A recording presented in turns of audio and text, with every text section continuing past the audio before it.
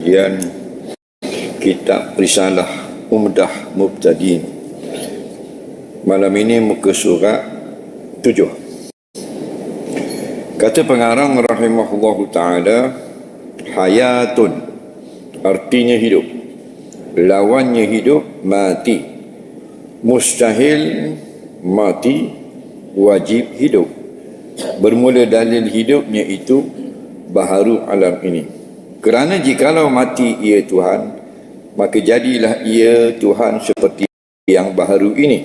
Maka tiada boleh ia Tuhan menjadikan suatu daripada alam ini yang Tuhan yang hidup selamanya adalah hidup itu tiada dengan nyawa, kesalahan bagi hidup yang baru ini. Baik, masuk pula kita sifat yang seterusnya bagi Allah, sifat hayah, artinya hidup, lawannya mati.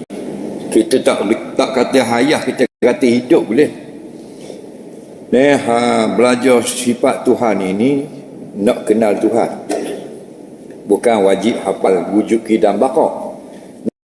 Nak faham Allah itu ada, Allah itu tidak ada permulaan, Allah itu tidak binasa, Allah itu hidup. Nak faham tu je. Macam rukun sembahyang. Kita nak faham dalam sembahyang tu ada 13 rukun supaya kita buat semua. Tak wajib kita kena bilang pertama qiyam, kedua takbir, ketiga niat. Tapi kalau kita boleh hafal lebih baik. Nak faham. Kalau kita belajar bab rokok contohnya, naklah diraptakan belakang dengan leher tekuk, tidak terangkat kepala dan tidak tunduk sangat kepala, dan sunat pegang dua lutut. Jadi senang kita nak amalkan. Kita pun tangan pegang lutut, bongkok biar sampai jadi L, dah sifat 20 ni kau pula kita faham saja. Kita nak faham Allah itu yang hidup. Dan lawan bagi yang hidup itu ialah yang mati, kita lah. Kerana kita lawan bagi sifat Tuhan, itulah sifat kita. Maka kalau kita tanya apa lagi sifat Tuhan, kita jawab hidup. Kita salah kena kata hayah, tak betul lah. Hayah pun boleh, hidup pun boleh. Nak faham saja. Yang kita nak kenal tu ialah zat, iaitu diri Allah. Zat tidak disebut, yang disebutnya sifat bagi zat. Maka kita kenal zat dengan mengenali sifat. Allah ini Tuhan yang hidup. Lawannya, lawan bagi hidup mati. Jadi ingatlah, semua sifat kita yang tuli, Allah yang berkata-kata, kita yang bisu. Allah yang hidup, kita yang mati. Jadi kalau kata Tuhan itu tidak hidup, itu mustahil. Tidak dapat kita gambarkan pada akal bahawa Allah.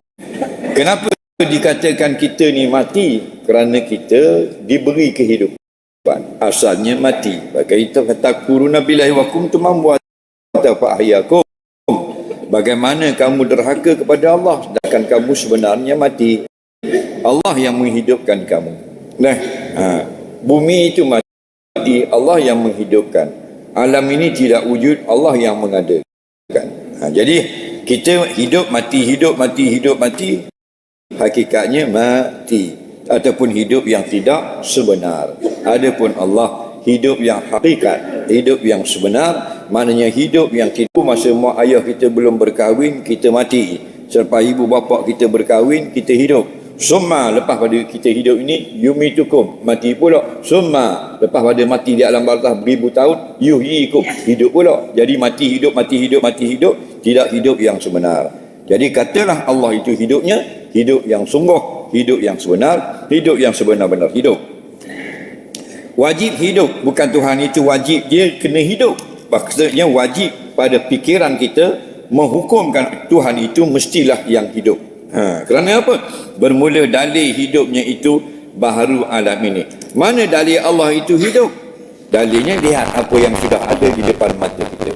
Ni alam lah. Miti alam lambung, alam jijik, alam pepet, alam kogang, alam bima, alam kambing, alam langit, alam bumi, alam bukit, alam laut. Semuanya alam. Apa makna alam? Ma siwallah, segala perkara selain Allah. Jadi bagaimana boleh ada sendiri sedangkan Tuhan tidak menciptakan? Kita kata Tuhan lah cipta. Dah tadi mengata Tuhan mati. Kalau mati tak boleh mencipta. Jadi sabitlah Tuhan itu hidup. Kerana jikalau mati ia Tuhan, maka jadilah ia seperti yang baru ini. Kalau Tuhan tu jenis mati hidup, maka jadi macam kita. Bila ditanya orang Nasara, Nabi Isa tu Tuhan ke? Dia kata Tuhan lah. Dah lepas tu, kenapa dia mati? Dia mati sebagai Tuhan. Dia tak mati sebagai makhluk. Mana mati dia itu sempurna. Pelawak. Kalau Tuhan tidak ada sifat mati. Kononnya mati Tuhan dia itu indah. Matinya sempurna. Matinya molek. Orang Tuhan kalau mati molek lagi pun. Kalau jenis mati itu tidak Tuhan lah. Dia nak kata tak mati tak boleh. Pasal dia percaya mati di palang salib. Datang Quran kata tidak ada mati. Dia nak angkat Allah ke langit, diselamatkan oleh Allah. Dia nak pakai mati juga. Akhirnya dia sendiri kepit. Benda yang dia anggap Tuhan, dia pula berintikad sudah mati di palang salib. Jadi Tuhan boleh mati. Itu bukan Tuhan, itu makhluk. Maka tiada boleh ia yang mati menjadikan suatu daripada alam ini. Orang yang mati tak tahu nak buang alam. Lalat duduk atas hidung mayat, boleh tak? Tak boleh buang dah. Orang mati. Bila mati, mata terbuka. Biasanya orang mati, matanya terbuka. Bukan muka belalok gitu. Matanya tak tutup rapat. Nabi kata, Iza hadartum mautakum, bila kamu hadir tempat orang yang mati di kalangan kamu, wa aghmidul basar, hendaklah kamu tutup pandangan mata itu. Nampak? Fa innal basara yatba'ur ruh, kerana pandangan mata orang mati itu dia melihat roh yang keluar kali terakhir. Nampak lagi? Jadi Nabi kata fa aghmidu. Dalam hadis yang lain fa aghmidu. Fa aghmidu itu maksudnya tutuplah mata mayat. Siapa? Kita tutup. Dan mayat dah boleh tutup. Apa? Pasal dia adamul hayah, tidak hidup. Jadi orang yang sudah mati, ayah kita mati, tok kita mati, bukan belalok gitu, dia tutup tak rapat gitu. Jadi sunat tarmih, ambil jari gitu letak biar tutup habis. Tutup itu. Kenapa? Kerana dia tak mampu tutup. Tak usah nak buat air terjun, tak usah nak buat langit, nak tutup mata dia diri tak boleh.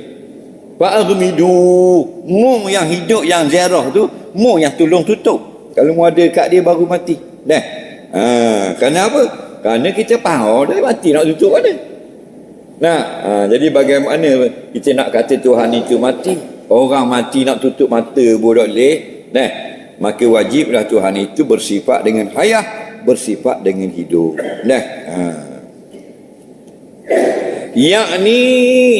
Yakni ni bahasa Arab. Rajin tengok yakni. Yakni bahasa Arab. Yakni maksudnya menghendakilah oleh orang yang menulis karangan atau kitab ini, maksud perkataannya tadi dengan maksudnya begini. Itu makna yakni.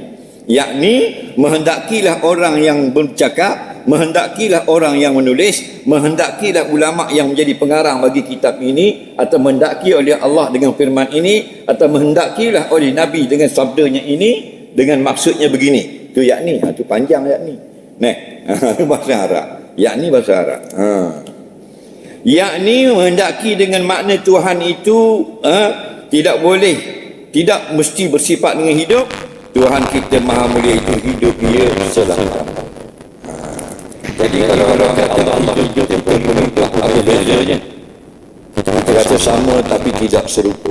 Apa yang sama? Perkataan hidup saja. Apa yang tidak serupa, jenis kehidupan itu tidak sama. Contoh, kita hidup sekejap. Allah hidup, tidak ada sakatan, tidak ada intihak, tidak ada rayah, tidak ada penghujung bagi hidupnya. Hidup sehidup-hidupnya, hidup abada, hidup abadi, hidup selama-lamanya.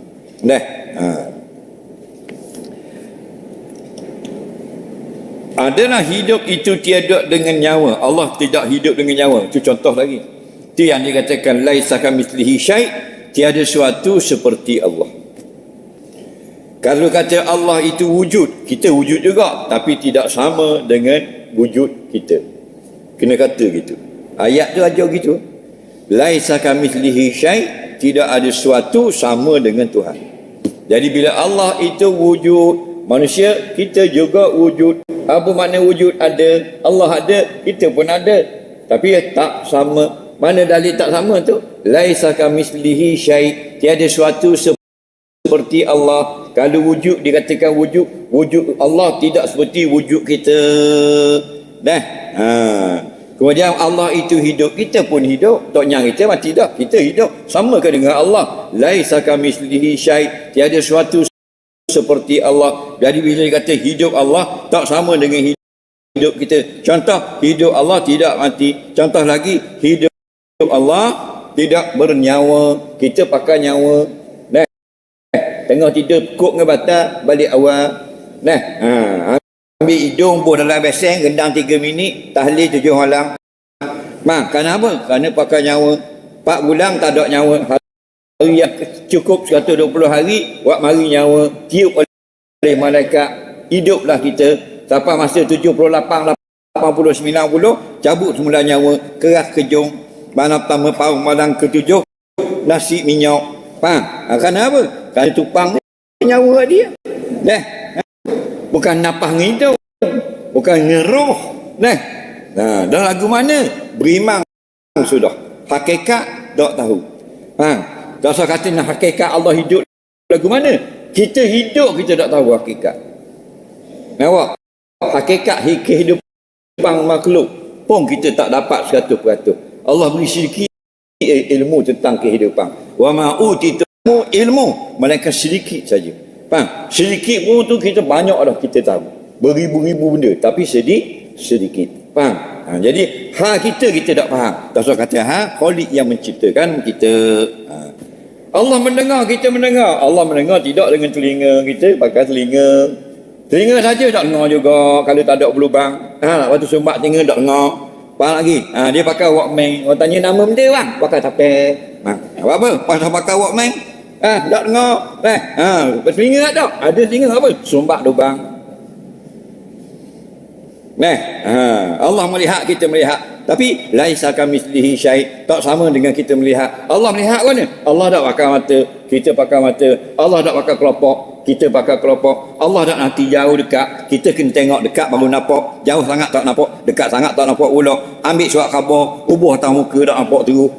Kena jauh sikit. Jauh sangat aja dekat baru nampak. Hakikatnya tak nampak. Gitulah kita lemah. Asal dulu tak nampak.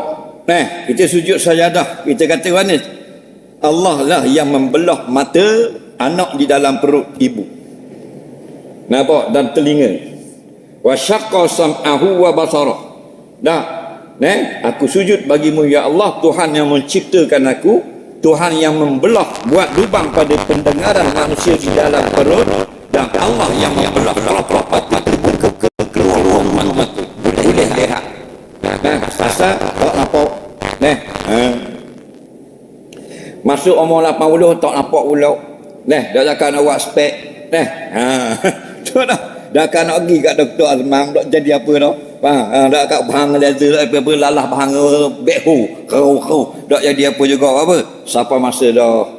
Balik asal. Mana asal kita? Asal tak nampak. Faham lagi? Allah dia tidak begitu nampak senampak-nampaknya. Kalau kita susuk dalam hati nampak. Bersalahan bagi hidup yang baru ini dengan nyawa. Kalau orang kata makhluk bernyawa, apa benda? Iaitu binatang dan manusia. Okey? Tapi kalau makhluk yang hidup, maka banyaklah pokok-pokok dan sebagainya. Pokok dia tidak hidup dengan roh. Buah rumput, lalang dan sebagainya tak hidup dengan nyawa. Allah hidup. Orang yang Allah tahu rahsia kehidupannya. Adapun yang jenis masuk nyawa tiup roh manusia dan binatang. Orang buat persoalan dalam kitab-kitab fatwa, siapa yang pandangan yang ramai di kalangan ulama juga malaikat maut. Juga malakul maut atau Israel. Lebih daripada itu kita tak payah tokok tambah lah. Allah yang lebih tahu daripada kita. Tapi nyawa tu macam bateri lah. Kita beli jam, tak gerak. Jam tu jasad. Ambil bateri, ketak, geraklah dia 30 tahun jam tu. Dia cabut balik bateri, matilah dia. Cabut balik roh, tidak bergerak. Itulah kita.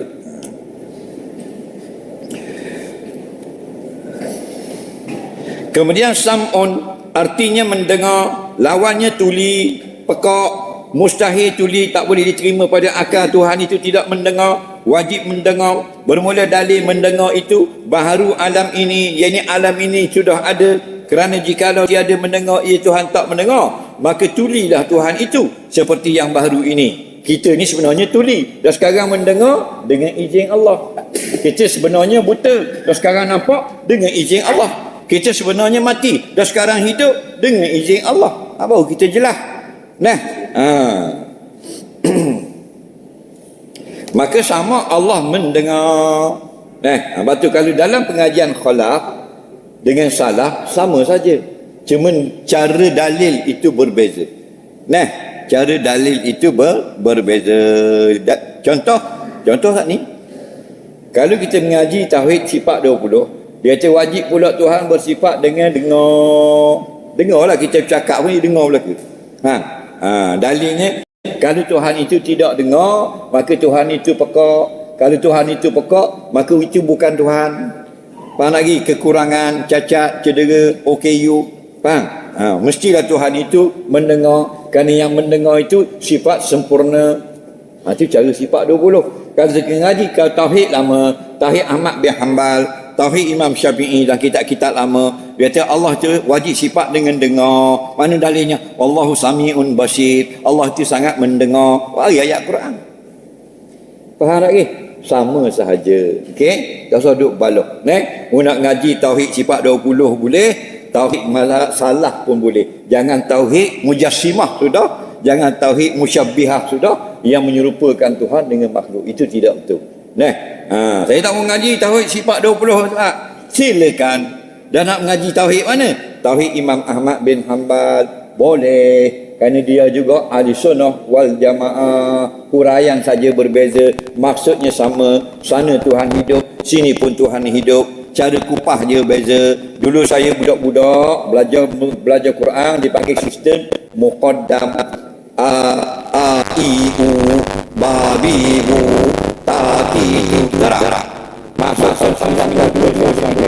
satu sistem baru dalam Malaysia, Baghdadi.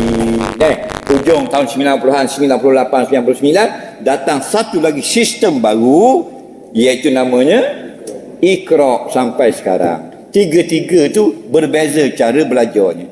Faham?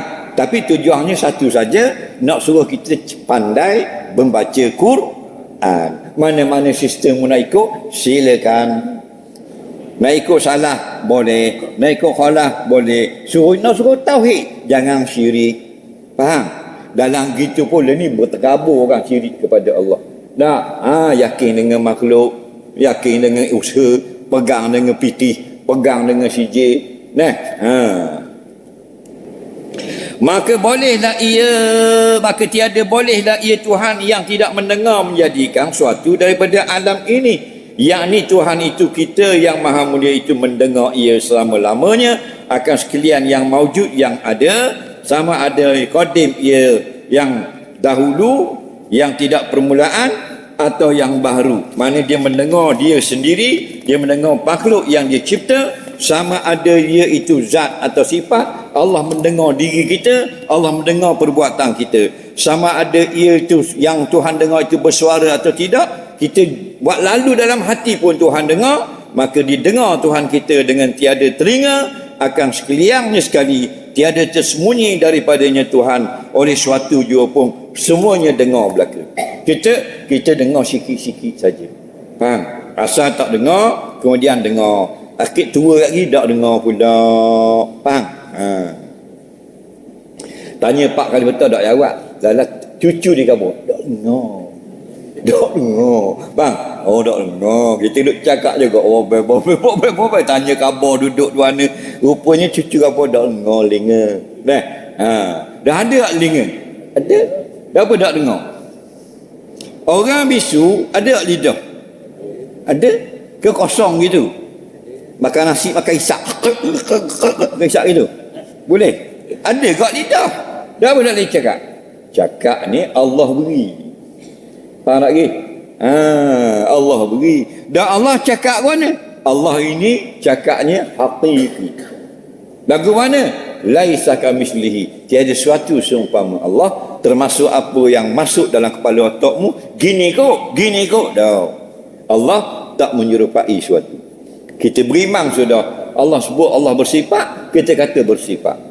Itu saja. Bukan kita nak kaji tentang dia, kita nak kaji apa yang ada di bumi ini. Betul tak? Tafakkaru fi khalqillah wala tafakkaru fi zatillah. Kaji bumi ini. Tak usah kaji lah Allah. Faham? Setakat yang aku sebut aku dalam Quran, waktu saja mengaji sudah. Faham? Nak kaji no. Kaji logam, kaji gunung berapi, kaji laut, kaji kayu, kaji tumbuhan, dapat banyak faedah. Faham? Orang putih boleh kaji, boleh faedah dia. Orang Jepun buat kajian, boleh faedah. Kita buat kajian tentang alam, boleh faedah. Dan Allah cukup cakap ni. Allah itu bersifat, Allah itu ada, Allah itu tidak ada permulaan, Allah tidak binasa, Allah itu hidup, Allah itu berkuasa, Allah itu wahdaniyah, tidak ada duanya. Faham? Cukup dah. Adakah disoal sifat 20 dalam kubur? Tidak disoal. Dan kita mengaji nak buat apa? Mengaji ni supaya kita kenal Allah. Orang yang kenal Allah, insya-Allah dia jaga akidah. Bila dia jaga akidah dia, matilah dia dalam keadaan akidahnya terselamat. Bila akidahnya terselamat, di alam barzakh dia selamat. Itu dia.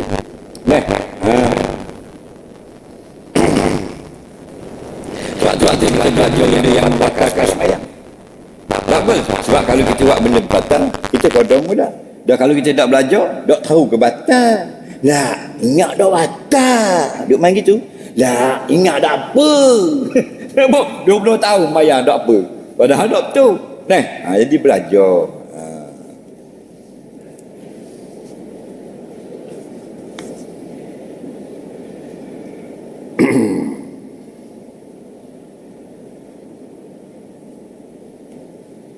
Dia kata dah kalau Tuhan tak dengar, tak kita dengar, kena ada mulut, kena ada kerongkong, kena ada sanaya, kena ada langit, kena ada gusi, kena ada gigi, kena ada lidah, baru keluar bunyi. Tak.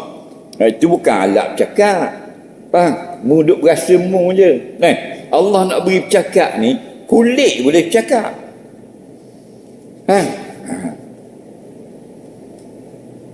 Tangan ni boleh cakap ni tangan.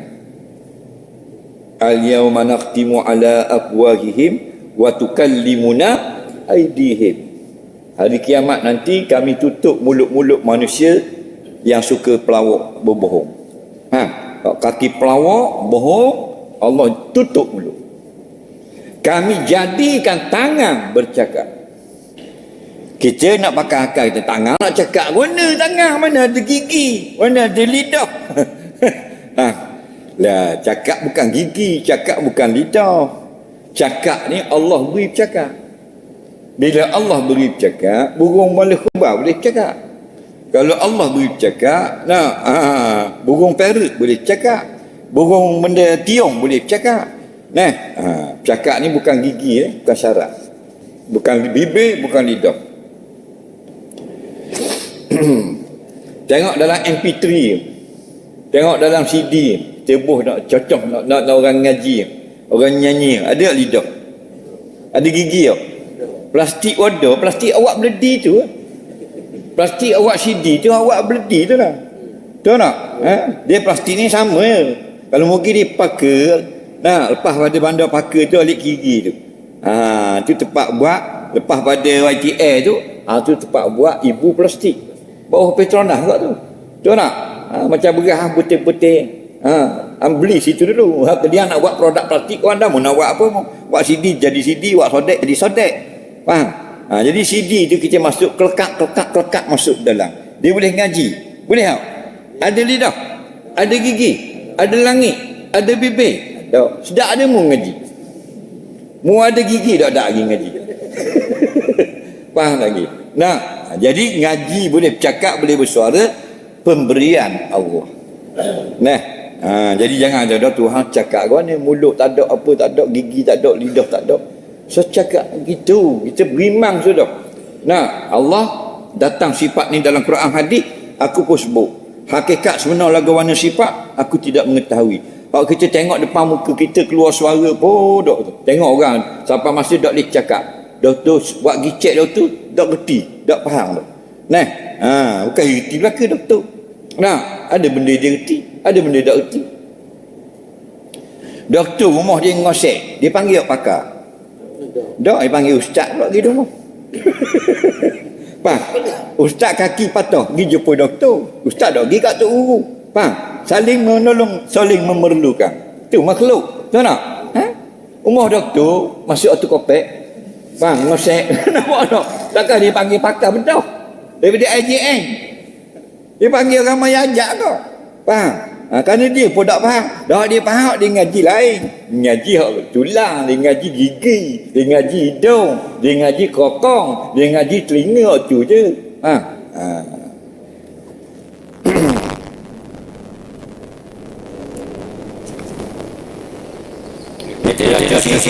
Memang kita cocok tu baik macam nyanyi. Tu MP3 memang kita cocok dia memang nyanyi. Salah kau. Bukan memang nyanyi, Allah beri bunyi. Faham lagi? Bukan kerana dia memang jenis sifat dia bunyi. Dah. Dari ada masa siapa masa Allah dak beri bunyi. Mu cocok CD bunyi tak? Kan kita beli CD cerita pasal malam tu 5 rial. Kita cerita ramai wayang gambar tu. Kan pasang kan tu baik cerita. Dah hidup kan ni cerita. Tu teknologi. Tapi kerana yang boleh hidup bukan kerana dia CD, kerana dia DVD. Allah beri kebenaran. Biiznillah. Masya Allahu kana. Apa yang Allah nak, kana. Boleh jadi berlaku. Jadi Allah kehendak memasuk DVD, keluar cerita. Dia pula jawab, memang DVD dia keluar gambar. Dah, Allah beri keluar gambar. Dalil, ada masa sampai masa, mula, cocok, tak lebih gambar. Ada tak? Kawan cocok juga, kata-kata. Kata-kata dan datang ni apa pula kata. Lagi kata-kata kek tu bik. Apa? Dak izin dah. Faham? Habis capuh. Nah. Sebab tu yang mengambil nyawa malakul maut, bukan mematikan. Bila malakul maut ambil nyawa, Allah memati. Faham? Yang mematikan Allah. Kemudian kala basarun artinya melihat. Baca tak dia? Baca lagi basar. Belum lagi. Basarun artinya melihat. Kalau terjemah bahasa Melayu basar, bahasa Arab. Lawangnya melihat buta, mustahil buta, wajib melihat. Mana mustahil pada akal Tuhan itu buta. Wajib pada akal Tuhan itu melihat. Bermula dalil melihatnya itu baharu alam ini, yakni alam ini sudah terjadi. Kerana jikalau buta ia Tuhan, maka tiada boleh ia menjadikan suatu daripada alam ini. Kerana jadi ia seperti yang baru ini. Kalaulah tidak melihat, maka Tuhan sama dengan kita. Sebab apa? Kita kan buta. Buta guna sekarang nampak. Ya sekarang. Sebelum ni buta. Allah yang membelah penglihatan pendengaran kita, jadi boleh nampak. Siapa umur 60, umur panjang, kalau umur panjang lah 80-90 dah nampak pula. Nah, tengok dulu kita umur muda-muda 17 tahun. Ni ambil benang ni. Ni jarum. Faham? Ni jarum cikgu. Boleh tak umur 18 tahun? Ni jilat perah gitu masuk sekali. Betul tak cikgu? Haluh tak lubang jarum? Haluh. Ni masuk tak? Pasal apa? Pasal bukan sifat kita jenis melihat. Allah beri pinjam. Faham lagi? Kalau kita sendiri melihat, siapa ketua mana pun boleh cocok. Tok Imam, umur 16 itu ingat tak cocok jarum? Sekali masuk ke 50 kali? Sekali. Lah ni Eh? Ha, tidur pun suku-suku dah. Kalau kata jacok jarum, tidur suku-suku. Nah, bini atas katil, haji suruh bawah katil. Nah, tak apa. Kerana barang pinjaman belaka. Nah, lagi dah jumpa. Lepas kalau tu boleh masuk. Oh, pergi pinjam. Betul tak?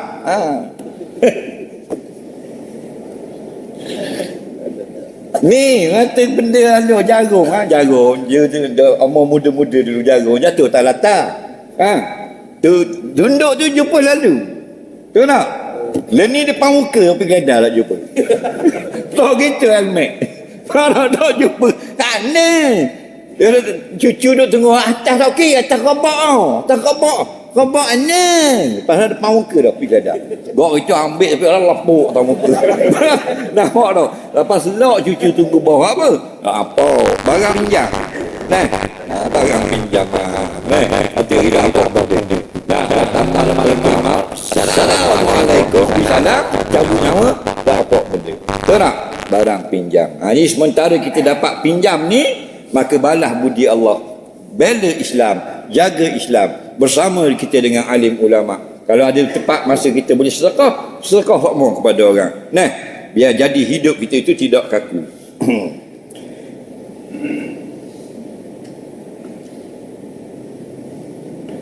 Yakni Tuhan kita Maha Mulia itu melihat ia selama-lamanya akan sekalian yang maujud, yang ada. Sama ada yang maujud itu qadim, iaitu dia melihat dirinya sendiri, atau yang baru makhluk, dia nampak makhluk. Sama ada ia yang wujud itu zat berupa diri ataupun jenis sifat. Dan adalah penglihat Allah itu tiada dengan biji mata dan tiada dengan suatu yang lain daripadanya biji mata. Demikianlah melihat Tuhan kita Maha Mulia itu. Allah melihat, kita melihat, tapi laisa kamitslihi syai'. Bubuh semua ayat itu tak sama dengan kita. Allah melihat tidak dengan mata, kita melihat dengan mata. Allah melihat tidak tergelap cerah, tidak ada kaitan gelap cerah. Kita kalau gelap tak nampak cerah sangat pun sila tak nampak juga. Kena sedang-sedang baru nampak. Nah, kita Allah jauh nampak, dekat nampak, dalam hati pun nampak. Nah, kita jauh sangat tak nampak, dekat sangat tak nampak, tengah-tengah baru nampak, belakang kita tak nampak. Dalam ada CCTV pun tak nampak lagi. Tengok dah orang curi masuk dalam rumah, dia duduk kobek pintu, boleh tunjuk ke boleh kata dok cang juga. Padahal CCTV gitu dah. Mana ngikut dah dok cang juga. Pasal pakai topi dah, pakai apa. Kelemahan. Allah tak payah CCTV dalam gelap dan sebagainya, hingga disebut dalam hadis Allah nampak seekor semut yang sangat kehalus berwarna hitam berjalan di atas batu yang basah di malam yang sangat gelap di dalam hutan yang belantara. Allah nampak semut hitam jalan atas batu hitam, jalan atas batu yang berair, malam yang sangat gelap, nampak semua. Dan Allah tu tukang kerja hitam semut gitu. Tu kepala otak tu. Allah tu nampak, bukan kerja pergi tengok. Kita pergi tengok lain, nak nampak kena pergi tengok. Nak tengok pula, kalau tinggi kena jungar pula. Tu kita pada kepala otak kita jangan nampak gitu. Allah ini terbuka nampak belaka. Bukan kerja pergi khabar hutang tu, khabar hutang ni. Dah mudah saja. Macam kita duduk depan, maknanya depan atas meja, nampak belaka atas meja. Orang akak laut buah atas meja, kita nampak belaka tak? Nampak belaka dah. Takkan kita pergi meja dia ni kena start motor pula pergi kot no. Kau bangkok lebar, duduk di meja dah baru nampak. Dah, nampak belaka dah. Dan barang atas meja, maka begitulah. Semua terbuka nyata bagi Allah. Kenapa dia nampak belaka? Kerana bukan melihat dia seperti melihat kita.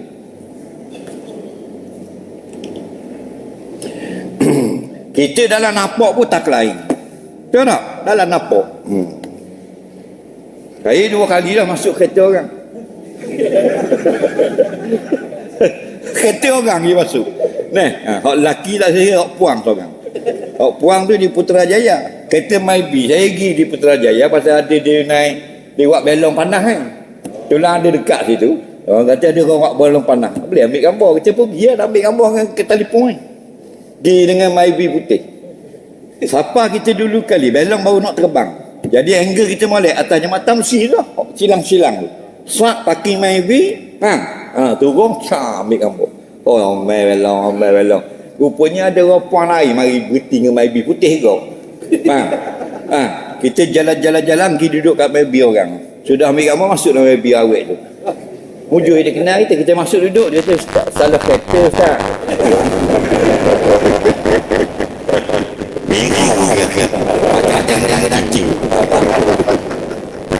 Minta maaf dia. Minta maaf. Salah katanya ke ni dah. Kereta belakang. Mata driver tu pun nak kabar pun blok kita masuk. Kan ni. Kereta bukan jarum. Salah juga. Tu makhluk. Makhluk. Tak tengok aku tak ingat dah muka dia gua ni. Janda barangkali. Tapi dia lah kata salah kereta tak. Kita duduk pula tengok ada orang puang belah. Gelik. Aduh.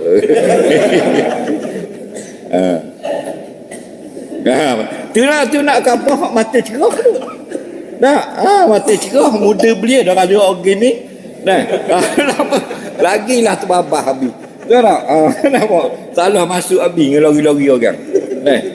Kemudian kalamun wallahu a'lam. Aduh.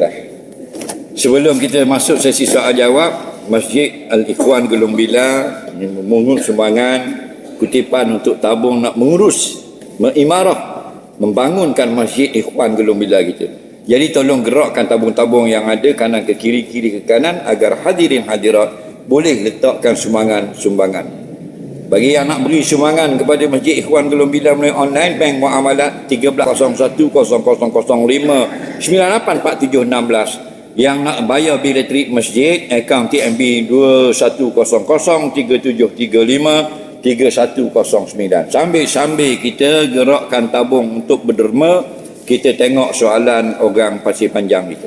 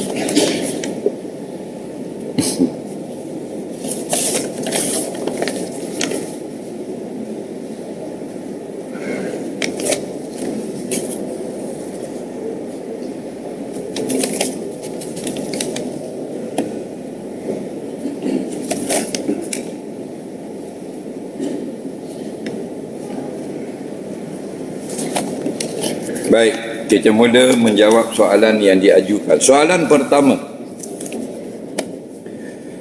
Saya basuh berak 20 kali. Apa? Awak mana seorang ni? Biarlah kita bersoal jawab ni, untung kita boleh tahu. Bila kita tahu, kita khabar orang.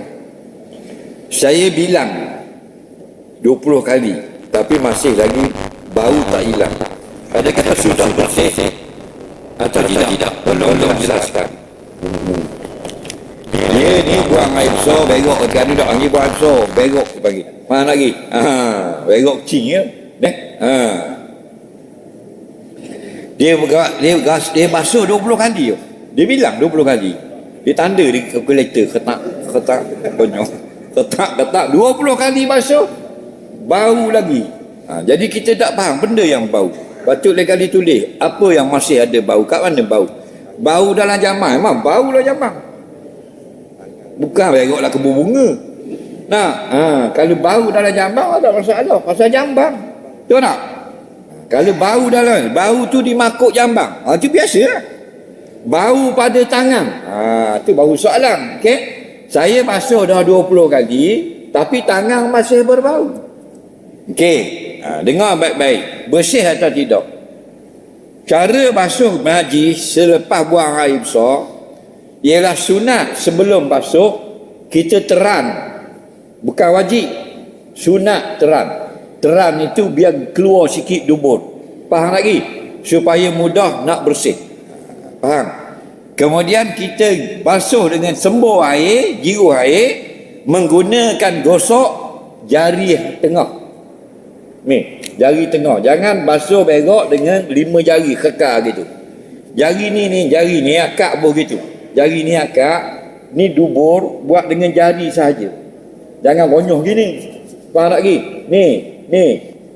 Basah kecek, bukan besar pinggang, lubang. Kecek je. Dengan jari tengah. Faham? Kemudian sambil kita jirus. Jangan berhenti. Mula-mula kita akan rasa licin. Kalau rasa licin, tanda najis masih ada. Jirus lagi dan gosok lagi. Bila rasa kasar, tanda najis sudah tidak ada pada dubur.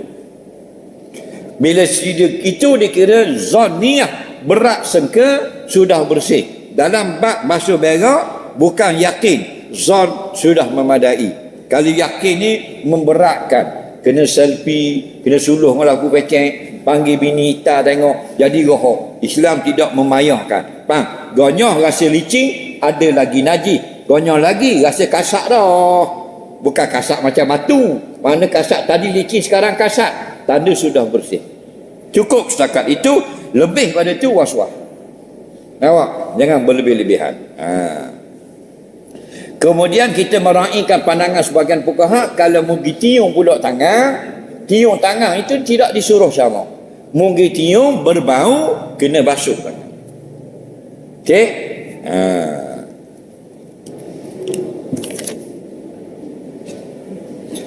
Menangguhkan mandi junub sampai berminggu-minggu. Pelik mu ni.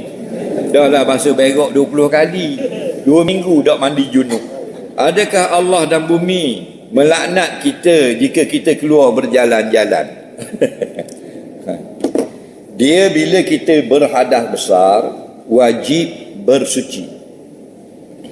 Okey, wajib bersuci itu bila? Lepas berhadas? Bukan. Wajibun muwassaun. Wajib itu berpanjangan.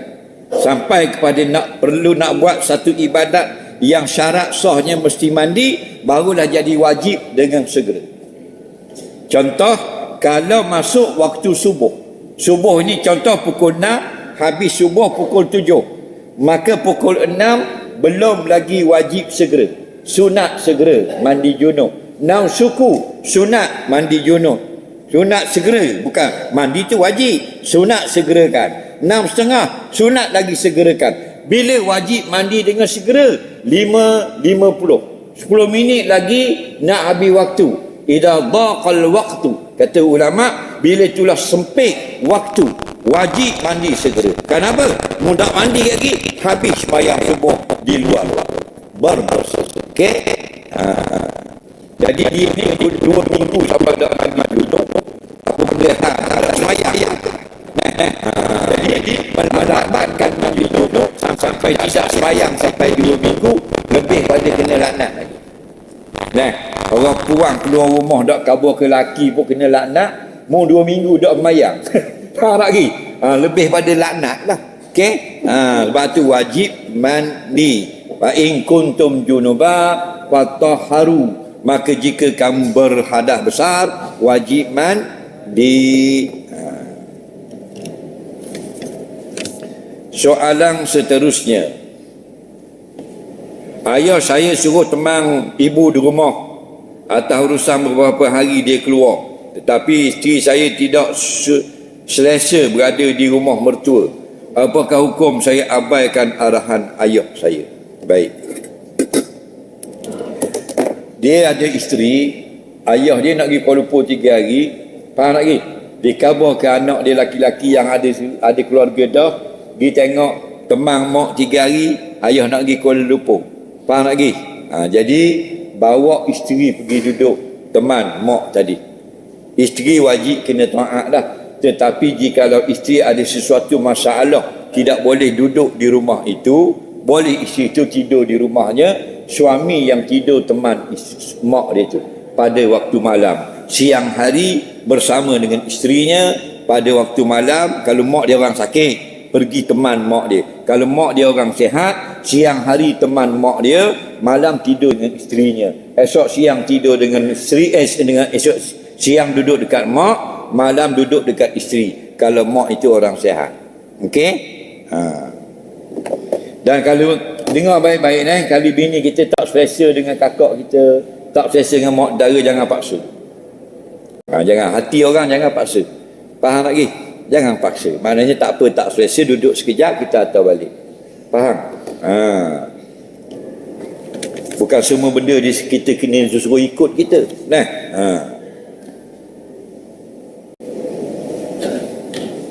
Apakah hukum seorang menantu yang introvert, tidak suka bergaul dengan orang, tapi masih lagi menghormati? Tak apa dah. Kita tu perangai orang tak sama. Kerana sebab kolbun tadi, perangai tak sama. Tak usah kata orang lain. Anak kita 3 beradik, mak tula, pok tula, tok tula, tok ki tula, 3 beradik sama tak perangai? Tak sama. Breakfast tak sama dah, makan malam tak sama. Tualah tu nak kotak, ni nak belang. Nampak tak? Lain-lain tak mau dah perangai dia. Maka kalau ada perangai, jangan sampai perangai itu menyebabkan jadi aib keluarga sebelah mertua kita. Jangan sampai kita tidak hormat. Dengar, kita ada mertua, tidak wajib taat, cuma kita wajib hormat. Kenapa kita hormat dia? Kerana dia itu mak kepada bini kita, kerana dia itu ayah kepada suami kita. Soalan seterusnya, kakak saya dengan anak-anak nak balik KL. Ibu saya suruh saya hantar kerana abang ipar saya outstation, tapi isteri saya tidak nak ikut kerana kerja dan takut seorang duduk rumah. Apa perlu saya buat dan apa hukum saya tidak ikut arahan ibu? Hak tu dia mesti ketang. Tadi ayah pula, ni ibu pula.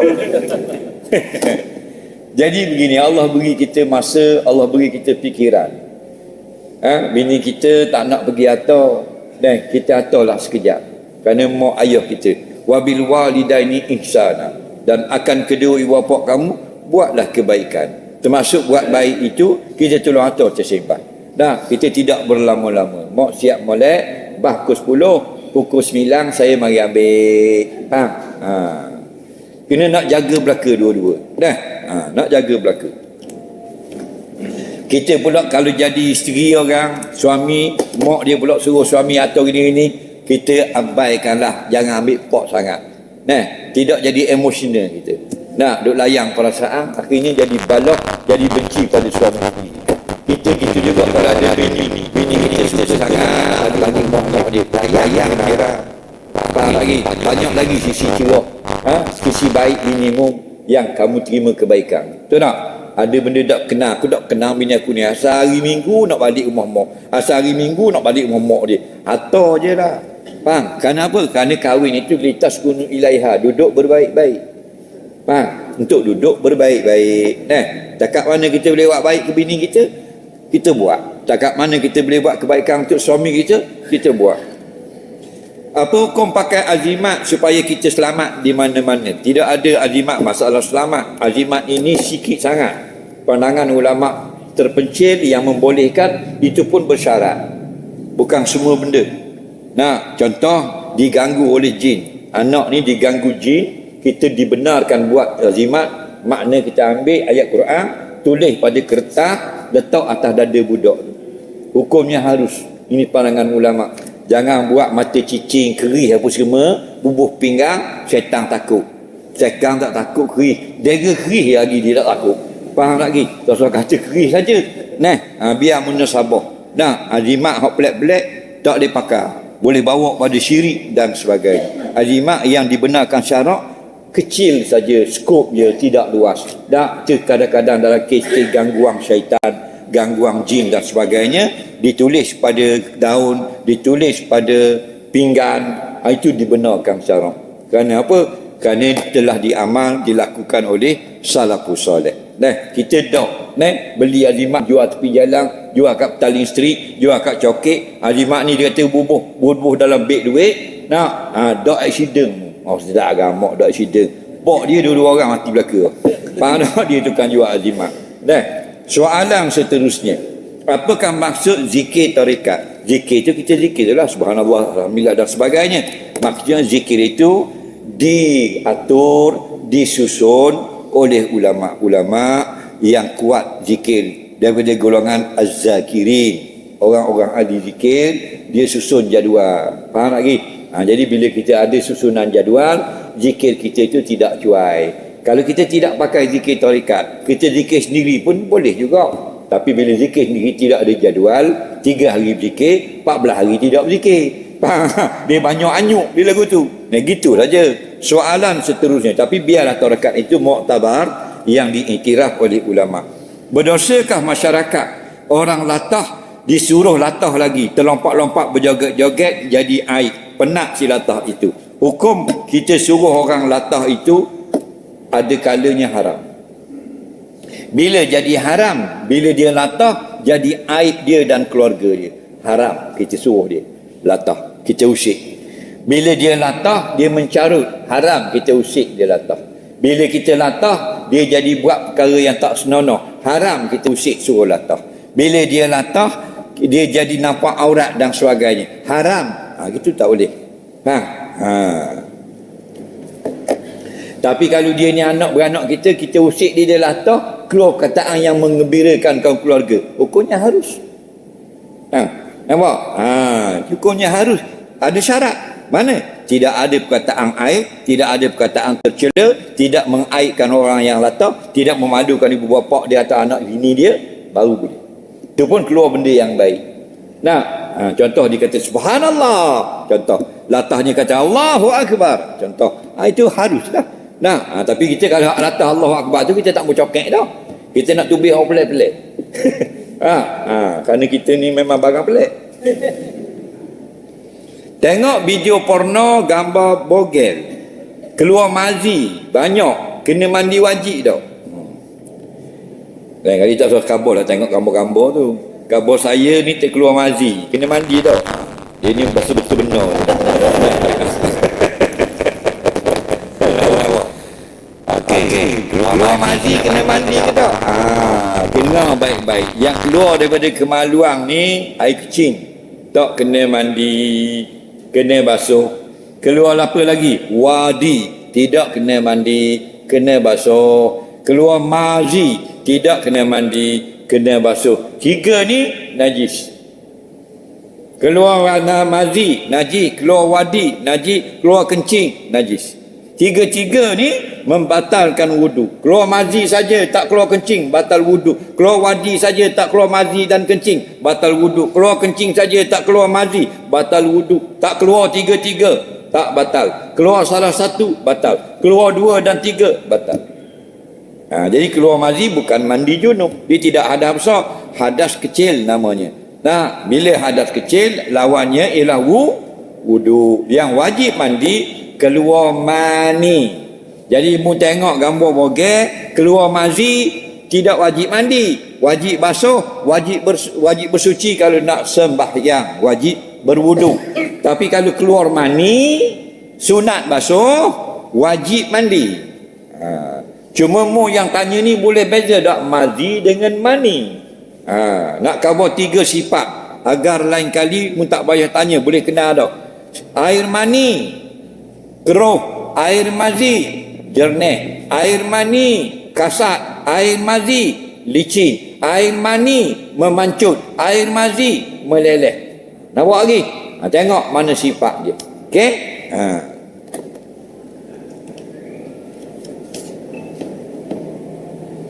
Minum air ketung. Set berat ni minum. Tengok video porno minum air ketung pula. Sudah diproses mengkhayakan. Apakah hukum kita minum? Adakah diterima oleh Allah? Nabi kata kullu muskirin khamrun. Setiap air membuatlah air apa? Nama wine, nama champagne, Bacardi, nama rum, nama whisky, nama stout, nama beer, apa lagi nak letak nama? Kalau mengkhayalkan bila minum, itulah arak. Termasuk air ketum, termasuk ganja. Kullu muskirin, setiap benda yang bila kita hisap atau kita makan atau kita minum memabukkan, khamrun. Wa kullu khamrin haram. Bila sudah dihukumkan seperti arak, maka minum itu haram. Dan adakah diterima amalan? Hadis minum arak, minum benda yang memabukkan, tidak diterima amalnya 40 hari. Itu ada hadis. Okey, jadi hati-hatilah. Kalau kena hina, apakah perlu kita bertindak? Dalam TikTok suruh lawan balik. Dalam Islam diam lebih baik. Saya nak ikut mana? Dia kata kalau orang hina kita, nampak? Dalam TikTok kata hendaklah kamu hina dia balik. Dalam Islam kata jangan layan, biarkan dia saja. Mu nak ikut mana? Ikut TikTok lah kalau mu nak masuk neraka. Faham? Kalau nak masuk syurga, ikut agama. Agama ini nak bawa ke syurga. Manusia hanyut. Faham tak lagi? Ada pula tanya nak ikut mana. Mu agama Islam ke TikTok? Tengok kat surat beranak dia tulis agama TikTok. Gitu lah. Kalau gitu ikut TikTok. Bukan semuanya betul. Ada yang betul, ada yang salah. Agama daripada Allah dan Rasul. Tidak ada yang salah. Ikut agama. Dah soal layang kalau orang hina-hina tak ada jadi apa pun. Buang masa je. Kita masa pendek. Saya balik tumpang kawan kerana bekerja dari Kemaman, Kuala Terengganu. Kami bertolak sebelum maghrib dan bila sampai depan pintu pagar rumah, saya tak masuk pergi dalam rumah. Saya pergi surau, saya sembahyang jamak. Boleh atau tidak? Tak boleh. Itu sapa-sapa dah. Kalau kita tanya orang Pasir Panjang, balik daripada KL, jangan sampai di Pasir Panjang. Sampai di Kampung Laut, boleh. Sampai di Tok Mola boleh. Sampai di Tok Hadi boleh lagi. Kerana belum Pasir Panjang. Tapi bila sampai dah welcome to Pasir Panjang, itu tanah air kita sendiri dah. Tempat tinggal kita. Maka tak jadi jamak dah. Sembahyang yang pertama tadi, jadi qada. Faham tak lagi? Kalau sembahyang jamak takdim, sembahyang yang kedua, tak boleh buat. Kena tunggu asar sekarang. Nampak? Syarat nak jamak, mesti di luar daripada kampung atau mukim. Nak pakai kampung boleh, nak pakai mukim boleh. Dan kalau setengah-setengah kitab Arab disebut dalam padang pasir itu, dia ada rumah-rumah dan pokok kurma, keluar pada rumah dah boleh. Walaupun nampak pergi rumah dia, keluar pada kawasan rumah, pasir dah belaka, dah boleh. Walaupun 50 meter daripada rumah dia. Faham? Jadi kita ni nak pakai mukim pun boleh, nak pakai kampung pun boleh, nak pakai taman pun boleh. Bila? Kalau taman itu bersambung-sambung. Adakah setengah tempat tamannya bersambung-sambung? Nampak? Taman aman, taman sejahtera, taman sentosa, taman huru-hara, taman. Jadi keluar pada taman dia, masuk taman yang lain, masih dikira orang luar. Boleh jamak ada pergi, boleh jamak ada balik. Ni siapa depan pintu pagar dah? Selesai dah kamu bermukim. Bila mukim tak boleh jamak, jadi qada. Soalan seterusnya, kita semayang zuhur lambat, tengah semayang azan asar, nak buat guana. Sebab tu suruh mari dengar.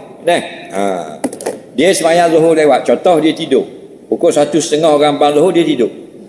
Bangun-bangun pukul 4. Dia pun mandi, pak 10. Allahu Akbar, mayang zuhur. Rakaat kedua, orang bang asar. Allahu Akbar, Allahu Akbar. Faham?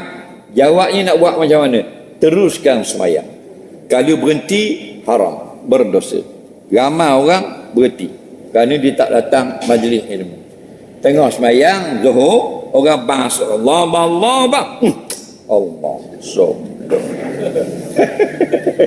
Berdosa. Kenapa? Jahil. Jangan haram berhenti. Teruskan semayang sampai habis. Faham? Sesat. Tak ada masalah. Cuma semayang itu, kalau kamu sempat 1 rakaat semayang baru azan, semayang itu dipanggil tunai. Kalau belum selesai 1 rakaat azan asar, semayang itu namanya qadha. Namanya berbeza. Jangan berhenti. Soalan seterusnya. Doakan buat Wan Akif Irsyaduddin, semoga cepat sehat kerana ditidurkan di ICU. Amin ya rabbal alamin. Apakah hukum kita gantung kalender ada gambar orang dalam rumah kita? Adakah malaikat tidak masuk kalau gantung gambar-gambar yang bernyawa? Baik. Puncanya begini, ada sebuah hadis, innal malaikata la yadkhulu baitan fihi suwarun wala junubun wala kalbun au kama qala, sesungguhnya malaikat tidak masuk ke dalam rumah yang ada di dalamnya patung-patung dan orang yang junub dan anjing dibela dalam rumah. Okey? Jadi masalah dia sebut suwarun itu, ulama panjang ulasannya. Yang sepakat ulama ialah patung-patung bernyawa. Itu tidak ada khilaf. Okey, patung-patung bernyawa. Seperti patung-patung rumah orang kafir. Contoh orang Islam dia pergi di Bali, Indonesia, makan angin, tengok comel. Kan banyak jual patung di Bali. Nah, patung orang perempuan atau lelaki kena oleh 3-4 beranak patung.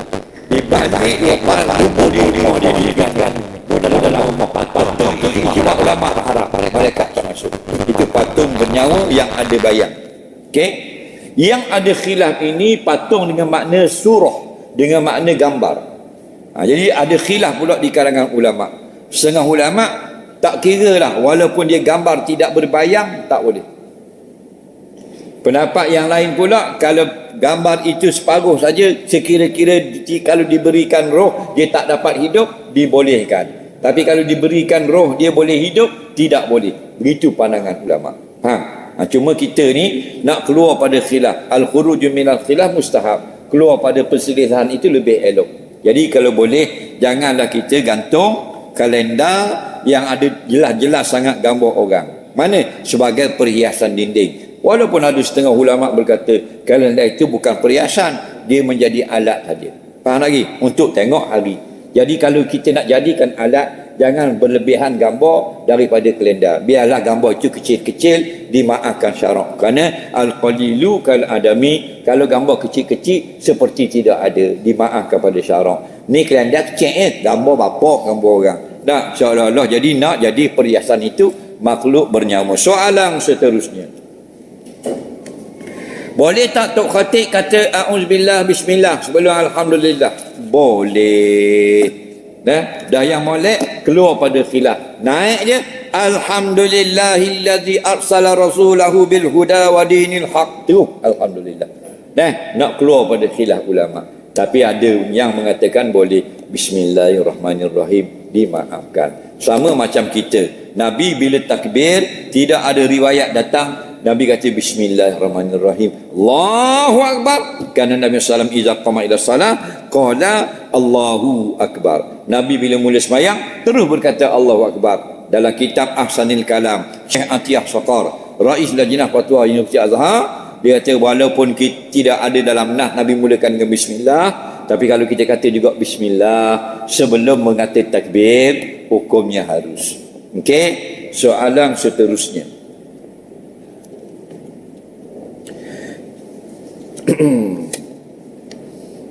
Apakah hukumnya pakai kondom setelah berkahwin? Mu tanya ke dia sebenarnya? Hukumnya menjarangkan kelahiran yajuzu ma'al karah, harus dan makruh. Kenapa? Apa makna harus? Tidak haram. Kenapa tidak haram? Kerana diamalkan sebagian sahabat azal, iaitu tidak meletakkan mani dalam rahim isteri. Pernah dilakukan beberapa orang sahabat, tak payah sebut nama.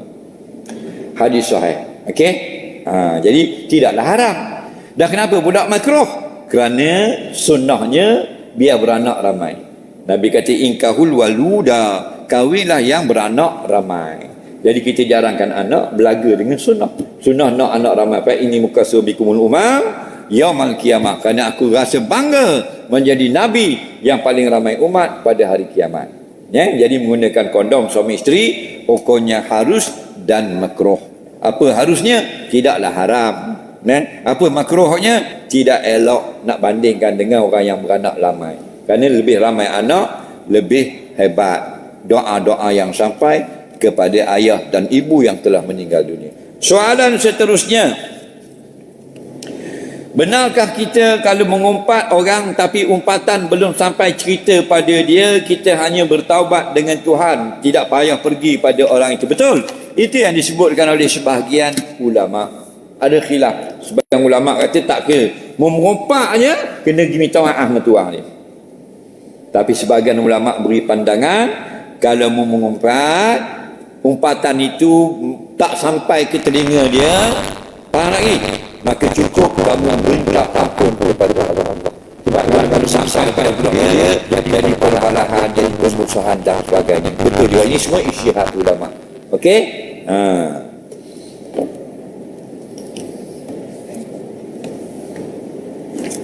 Soalan seterusnya, kenapa pak saudara tak boleh kahwin dengan anak saudara, sedangkan sepupu boleh pula? Pula dah, dia tak puas hati.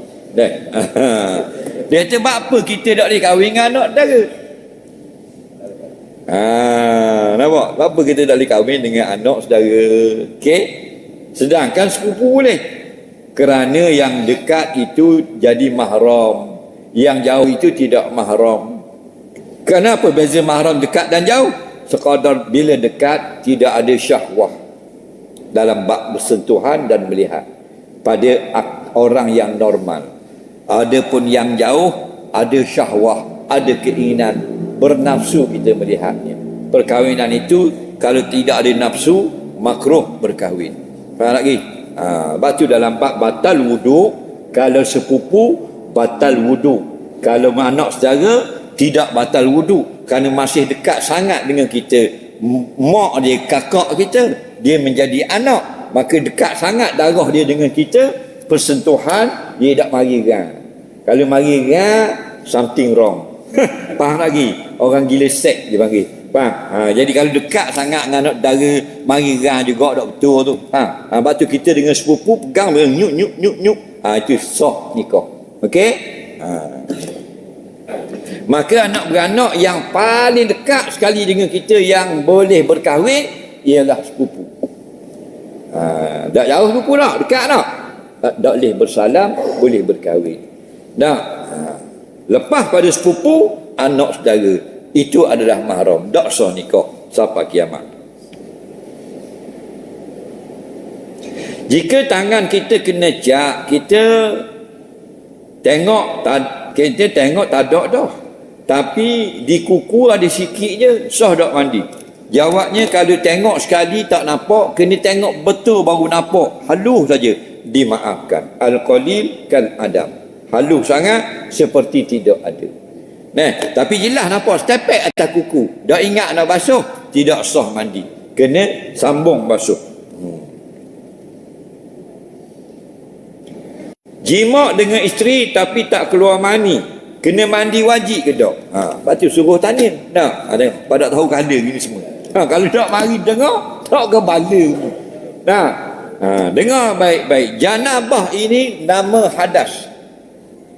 Apa sebab orang boleh jadi janabah? Salah satu daripada dua sebab. Pertama, sebab jima, tak keluar mani sekalipun, dia berjanabah. Janabah dia tu. Hadasnya janabah, bukan haid, bukan nifas. Yang kedua, keluar mani walaupun tanpa jima, namanya hadas janabah.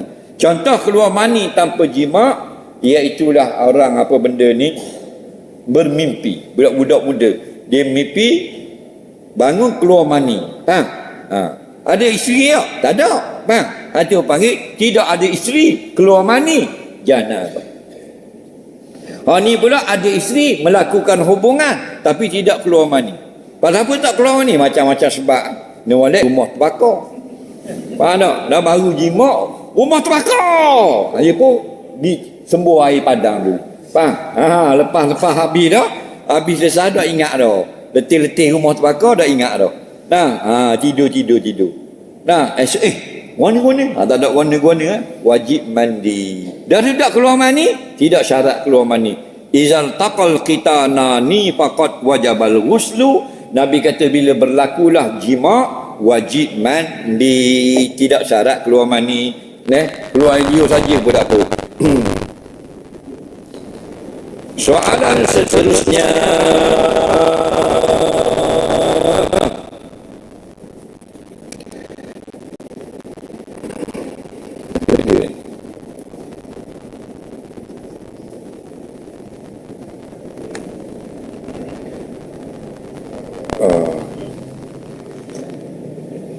Benda tu bang.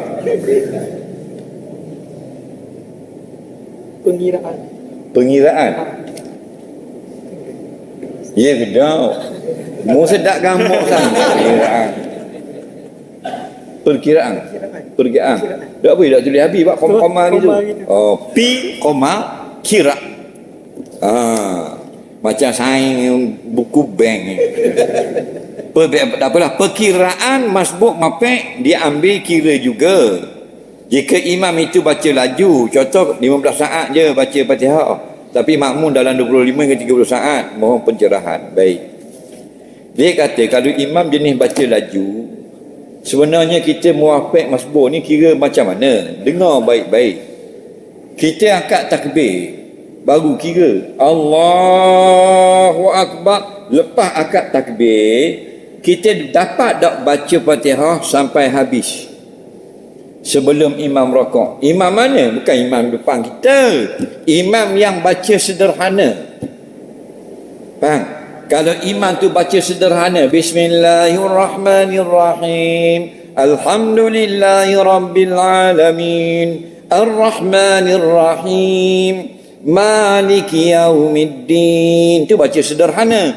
Mana lepas kita takbir, kita ada tak ruang menghabiskan Fatihah? Kalau di depan kita itu imam baca Fatihah yang sederhana, bukan imam baca ikut dia. Kalau dia baca panjang, tak dikira. Dia baca laju sangat, tidak dikira. Imam bacaan pertengahan, kalau kita lepas takbir, kalau lepas kita takbir, imam tu baca pertengahan, tidak laju, tidak perlahan, kita dang tak habis Fatihah? Dang. Namanya muwafiq. Tak dang, namanya masbuk. Bukan ukur imam depan kita. Faham lagi? Jadi kita kira dah lah itu. Imam baca pertengahan 30 saat. Faham? Jadi lepas kita takbir Allah, kita mari ni Allahu Akbar, dapat tak 30 saat lepas takbir sebelum imam rokok? Dah ada 30 saat. Namanya muwafiq. Tak dapat 30 saat, masbuk. Contoh, diperkirakan imam depan tu, kita sapa inna a'tainakal kautsar, kita tahu dah 2 ayat je lagi. Sebab inna a'taina 3 ayat saja al-kautsar. Pas 2 ayat lagi mana? Fasalli li rabbika wanhar inna syani'aka huwal abtar, 7 saat saja. Jadi kita Allah inna a'tainakal kautsar akbar, dia fasalli li rabbika wanhar, kita ada 7 saat saja sebelum dia habis. Dikira orang itu masbuk. Faham? Soalan seterusnya. Ayah jadi imam kepada budak darjah 2 atau darjah 3, adakah ayah itu dapat pahala berjemaah? Dapat. Bila sah makmum semayangnya, dapat pahala berjemaah. Yang tak dapat pahala berjemaah, makmumnya orang yang tidak sah semayang. Contoh anak-anak yang ikut di belakang, anak-anak yang tidak memayis. Seorang duduk dalam buah, seorang tidur atas toto, seorang pakai pamper tahid penuh dalam. 3 adik duduk belakang. Semua ni tidak sah salat, tidak boleh jadi makmum, maka dia tidak dikira berjemaah. Tapi kalau anak dia sudah memayis, apa makna memayis? Kanak-kanak yang belum balik. Istilah memayis atau tidak memayis tidak digunakan untuk orang balik, untuk kanak-kanak saja. Jadi kanak-kanak ini kismani terbagi 2. Yang sudah memayis, yang belum memayis. 6 tahun, 7 tahun ke atas dikira memayis, 7-8 tahun ke bawah, 6 tahun, 5 tahun ke bawah biasanya tidak memayis, atau 4 tahun ke bawah. Okey? 3 soalan lagi.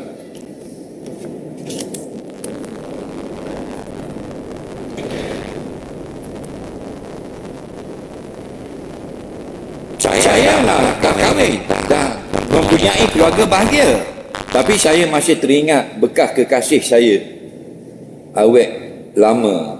Adakah dikira berdosa dengan isteri dan anak-anak saya? Baik, suami masih teringat kekasih lama, tidak berdosa.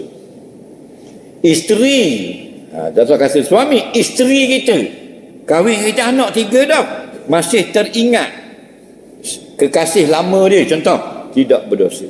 Yang berdosa, isteri kita sengaja mengingat-ingatkan yang lama-lama untuk dikhayalkan dalam khayalannya, hukumnya haram. Kerana apa? Kerana manusia itu dengan apa yang pernah dia lalui, kadang-kadang mudah hilang, kadang-kadang sukar hilangnya. Betul atau tidak?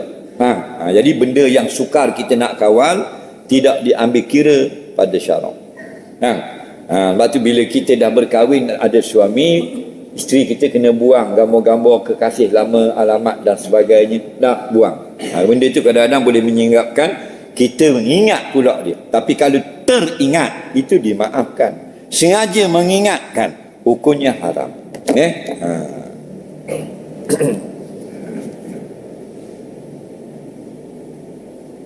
Saya tengok orang puan menyebabkan syahwat, rasa macam nak keluar air mani. Balik rumah saya tengok seluar dalam saya basah.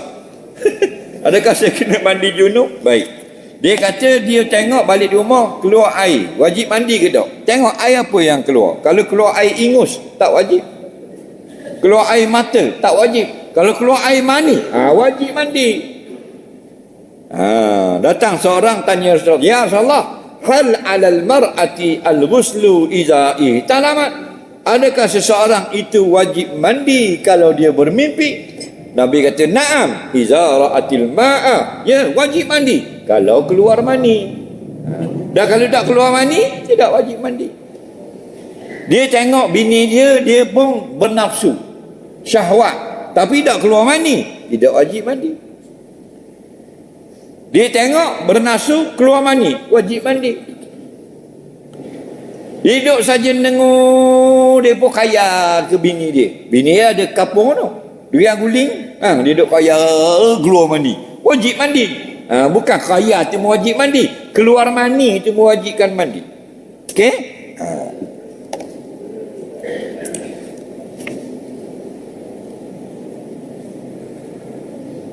Bagaimana nak kawal nafsu bila melihat perempuan? Nafsu kita ni, laki-laki dia suka perempuan. Dia memang itu dia panggil normal. Yang tidak normal ni, dia suka laki-laki. Ni ramai ni, LGBT tu panggil.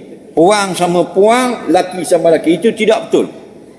Jenis laki-laki memang dia tengok perempuan suka. Suka tengok perempuan? Suka. Dah, Cik Mat, tengok tua dah, suka lagi. Lagi. Cikgu Walau, suka tak? Suka, pakai sekebang, suka lagi. Kenapa?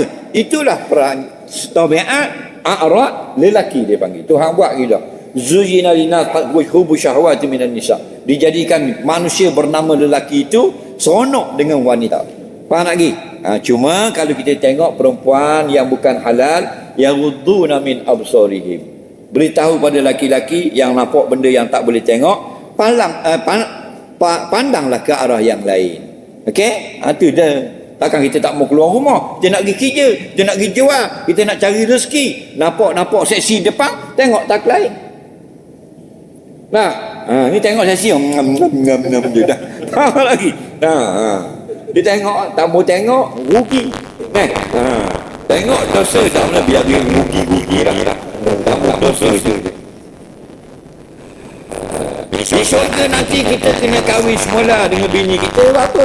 Why? Dia buat bracket why. Kali negro dia ni. Sedangkan kita sudah dapat bidadari yang cantik-cantik di syurga.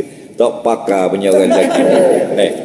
Dia kata dia masuk syurga, dia kena kahwin semula dengan bini minah kapung ni. Kerana dalam dunia bini dia minah. Dia tak mau kahwin dah dengan bini dia. dia nak bidadari. Tu tak pakar. Dengar baik-baik. Dalam syurga semua orang ada pasangan manusia. Bidadari lain, dia makhluk istimewa, hadiah kepada kita. Adapun isteri ialah manusia yang dalam dunia ini. Siapa yang sudah berkahwin, dia bersama isterinya di dalam syurga nanti. Cuma diadakan keraian perkahwinan semula, nak bergembira saja. Faham lagi? Orang yang mati bujang, mati tidak pernah berkahwin, mati janda, mati duda, dia akan berkahwin dengan pasangan yang pernah dia bercerai dulu kalau dia mahu. Perempuan yang ada dua suami, kata satu hadis, dia akan berkahwin dengan suami yang terakhir. Hadis yang kedua, dia berkahwin semula dengan suami yang paling baik di dalam dunia itu. Itu hadis juga. Okey, maknanya tidak ada dalam syurga orang bujang. Kerana bujang itu tidak sempurna. Adapun syurga sangat sempurna. Kerana itu Nabi kata, la azba fil jannah. Tidak ada orang hidup bujang di dalam syurga. Dengarlah, syurga tak ada pasangan. Tak. Dia ada dua isteri. Paling kurang dua orang isteri. Likullim minhum, Nabi kata likullim minhum zaujatani isnatani. Setiap seorang ahli syurga dua orang isteri. Luka dia. Faham lagi? Luka.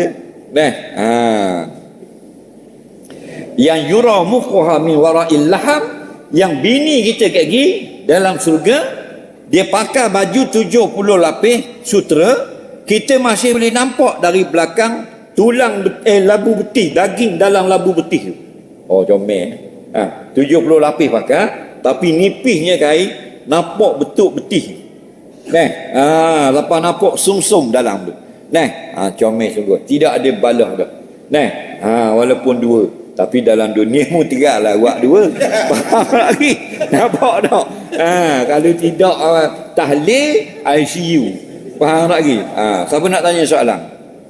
Adam. Assalamualaikum Ustaz. Waalaikumsalam. Ini sang kita tanya waktu mayang tu tak ingat silent. Lepas tu ada telefon dia letak dah kan. Kan letak sekali tu okey macam tak batal sebab dah akan dah lebih 3 kali. Dah member hak tu dia telefon mak ni tak orang dia tak orang tu telefon balik. So apa hukum dia batalkan semayang, dia akad telefon? Akad telefon batal ke tak? Bukan. Apa hukum dia batalkan semayang, akad telefon tu sebab dia letak orang telefon balik. Okey. Kita tengah semayang, orang call. Okey. Kita pun tutup. Kejap bunyi pula, tutup pula. Jangan batalkan semayang. Nawak. Kita tutup. Kerana apa? Kerana dalam mazhab Syafi'i tidak bersambung-sambung tutup itu masih tidak batal. Dia tak akan jadi bersambung. Kita test dah. Orang call, dia tak akan bersambung. Kita tutup, kita semayang, call lagi, tutup lagi. Jangan batalkan semayang. Okey? Call lagi, tutup lagi. Kerana kesilapan kita pada hari itu tidak silentkan akan telefon. Kenapa kita disuruh tutup? Kerana kaedah kita ad-dararu yuzal, gangguan dalam diri kita. Okey. Yang boleh kita berhenti semayang ialah perkara-perkara besar lebih daripada itu. Contoh, orang buat lari harta, kita tengah rokok, orang bahan beg duit kita belakang. Kita boleh berhenti semayang. Kejar, tangkap dia, semayang semula. Dalam kitab Yas'alunaka fiddin, boleh. Okey? Ataupun orang jatuh dalam sungai, anak kita rebah, jatuh dalam air dan sebagainya. Kalau kita baru pertama nak habis, mati dulu anak kita. Kita batalkan semayang, pergi selamatkan dulu orang yang lemas. Hukumnya harus. Kalau bunyi telefon, kita berulang-ulang tutup, jangan jadi bersambung sudah. Biar ada fasil, ada perceraian antara tutup yang pertama dengan tutup yang kedua. Soalan seterusnya. Ustaz, dosa ke kita buruk-buruk kan mengajar anak murid kita dalam umur 8-9 tahun tanpa wudu? Okey. Quran dah. Kita sunat suruh budak-budak yang belum balik berwuduk kalau nak pegang Quran. Tapi kalau dia sudah balik, wajib kita suruh berwudu. Kenapa? Kerana menggalakkan dengan Quran. Okey? Tapi kita rasa cikgu tu, guru tu rasa tak kalau murid dia macam wudu tu batal ke, tapi dia mengajar kat Quran? Tengok budak besar mana? Budak belum balik dibolehkan. Boleh. Tidak berdosa. Okey? Kerana galakkan biar suka dengan Quran. Kalau kita hidup paksa-paksa dia ambil wudu, dia pun malah nak belajar Quran. Soalan seterusnya. Waalaikumsalam. Pertama, ada tak dalam semayang kalau silangan kita riwayat di sebelah kiri atau di hati? Okey. Okey. Di kalangan di mana yang paling kuat atau Okey. Kita letak tangan kat mana? Ada tak hadis katakan letak di hati? Faham lagi? Letak ke kiri sikit, ke kanan sikit. Dengar baik-baik. Nas yang datang dalam hadis ialah Nabi letak tangan kanan atas tangan kiri, itu nas. Okey. Summa yada'ul yumna 'alal yusra. Nabi letak tangan kanan atas tangan kiri. Okey? Atas tangan kiri. Nampak? Di mana letaknya itu? Di tengah-tengah. Tidak ada hadis kata sunat ke kiri sedikit. Kerana atau diangkat tinggi sikit supaya menjaga hati jadi kosong. Itu pandangan ulama. Siapa yang nak ikut boleh. Tidak ada orang yang mencela.